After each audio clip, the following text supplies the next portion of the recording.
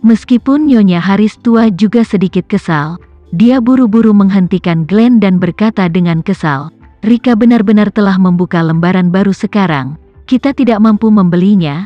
Sebaiknya kamu tidak keluar." Arkan mendengar ini, juga tiba-tiba layu, menolak menghela nafas. "Ya ayah, tidakkah kamu mendengar?" Vivian Haris berkata, "Pekerjaannya saat ini adalah karena Tama.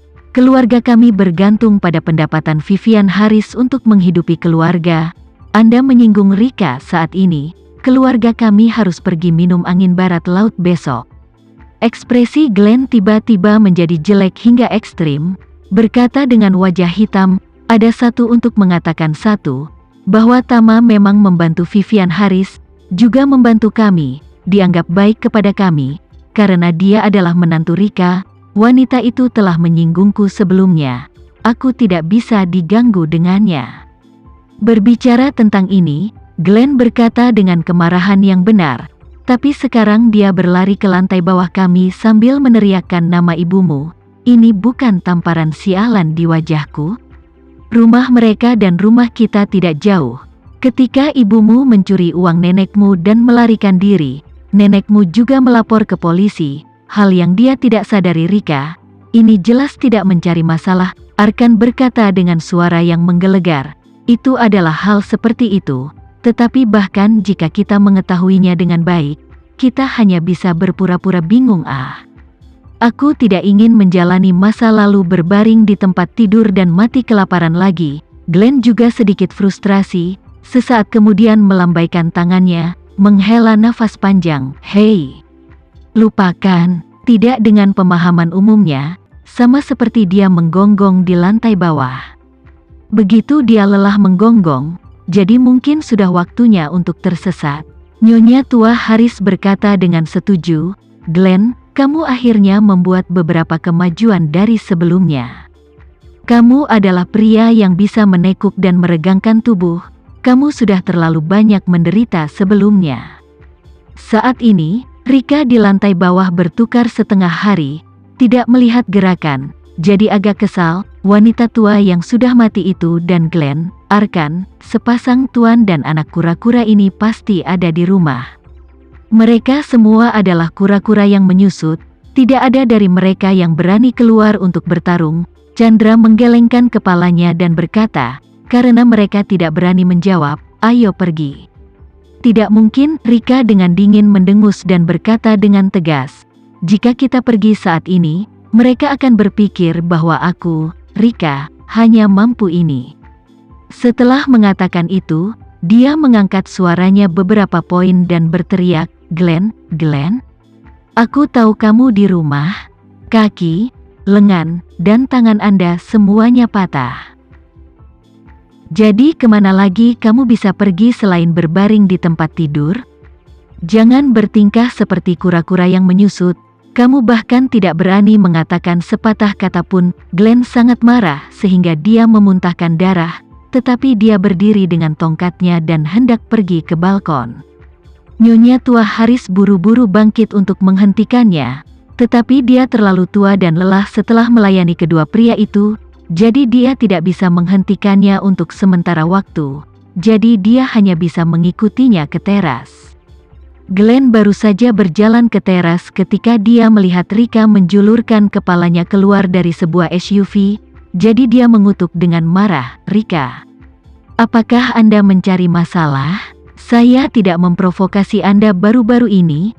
Apa maksud Anda dengan turun dan menggonggong selama setengah hari?" Rika menepis mulutnya dan berkata dengan jijik, "Aku mencari istrimu Diana. Di mana dia? Biarkan dia keluar. Saya baru saja mengambil les Rais." "Kembang kol." Kata-kata ke mulut, Rika tiba-tiba lupa model apa mobil ini. Jadi mereka berbalik dan bertanya kepada Chandra, "Mobil ini disebut kembang kol apa lagi?" Chandra menggosok pelipisnya dan berkata tanpa daya, "Ini culinan." "Oh, benar." Rika selesai, buru-buru menjulurkan kepalanya lagi, dan berkata kepada Glenn, "Saya baru saja membawa Rolls-Royce culinan, bernilai lebih dari 10 miliar. Glenn menatap Rolls-Royce culinan, dan tubuhnya bergetar karena marah. Wanita tua Haris, Yang mendengar bahwa mobil itu bernilai lebih dari 10 miliar, matanya tersedot oleh mobil itu. Glenn memaksakan amarahnya dan bertanya dengan suara dingin, "Jika Anda mengambil mobil, hanya mengambil mobil, untuk apa Anda pamer di rumah kami?" Rika berkata dengan wajah serius, "Sayang, aku tidak pamer denganmu. Aku di sini untuk mencari istrimu Diana." Mengatakan itu, dia hanya bisa menghela nafas, sangat emosional, dan berkata, "Diana dan aku adalah saudara ipar. Kami sama-sama tidak beruntung menjadi menantu dari keluarga Haris, jadi kami berdua dianggap sama sakit dan kasihannya."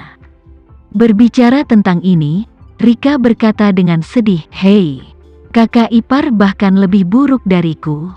Di usia yang begitu tua, dia masih hamil dan mengalami keguguran. Itu sangat berbahaya untuk tubuhnya.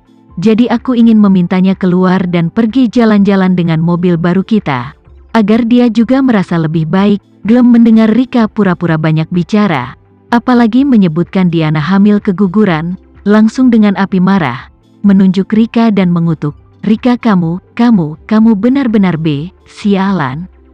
Kau tahu Diana sudah lama kabur, tapi tetap saja datang ke sini untuk mempermalukanku.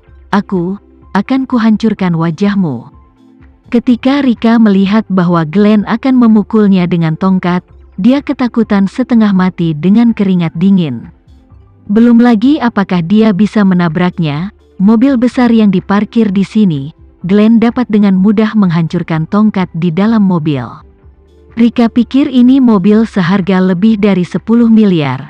Kalau benar-benar hancur, keluarga tidak punya uang untuk memperbaiki. Mobil itu adalah mobil 10 miliar, jika benar-benar rusak, bagaimana mereka mampu memperbaikinya? Keluarga memiliki mobil mewah ini, seandainya rusak, bukankah menangis tanpa air mata? Pada saat yang tepat, Nyonya Haris buru-buru melangkah maju, meraih lengannya, dan berteriak, "Glenn, kamu tidak bisa menghancurkannya. Anda tidak bisa melakukan itu. Jika kamu tidak memikirkan dirimu sendiri, kamu harus memikirkan aku dan Arkan. Jika Anda menghancurkannya, bagaimana keluarga kami masih bisa hidup?" Ketika Glenn mendengar ini, air mata penghinaan mengalir di wajahnya dan dia tersedak dan berkata, "Bu, aku tidak perlu melawan, tapi Rika benar-benar terlalu banyak menindas kita." Nyonya tua Haris meraih tongkatnya dan berkata dengan sedih, "Glenn, bertahanlah dengan angin dan ombak untuk sementara waktu, dan mundur selangkah untuk membuka langit." Nuh terdiam beberapa saat, tetapi akhirnya menghela nafas panjang dan melemparkan tongkatnya ke tanah. Melihat Nyonya tua Haris telah menghentikan Glenn, Rika merasa lega. Lalu dia berkata kepada Nyonya tua Haris, "Nyonya tua, saya sudah mengenal Anda selama hampir 30 tahun, tetapi Anda akhirnya melakukan sesuatu yang baik hari ini." Nyonya tua Haris merasa terhina, tetapi hanya bisa berkata kepadanya, "Rika, keluarga kami tidak mampu membayarmu. Aku seorang wanita tua yang memohon padamu, jangan datang untuk mengolok-olok keluarga kami lagi." Rika tidak menyangka bahwa wanita tua Haris, yang selalu berpikiran tinggi dan sombong, dan bahkan pendendam, akan mengambil inisiatif untuk membungkuk padanya, yang membuatnya sedikit terkejut sekaligus membuatnya terdiam. Pada saat ini, perasaan senangnya melihat dua orang berjalan di bawah lampu jalan, tanpa sadar melirik, terkejut dari lidah, "Ya Tuhan, Diana, bagaimana kamu kembali?" Glenn tidak melihat kedua orang itu, dan mendengar Rika menyebut Diana lagi kali ini, kemarahan yang dengan mudah dibujuk oleh Nyonya Haris tua tadi, meledak beberapa kali. Dia mengutuk dengan marah, "Rika, Anda benar-benar tidak dapat mengubah cara sialan Anda. Aku akan bertarung denganmu hari ini." Setelah mengatakan itu, dia mengayunkan tongkatnya yang lain dan hendak membuangnya, tetapi Nyonya Haris buru-buru menahannya dan berkata dengan keras, "Glenn, impulsif adalah iblis."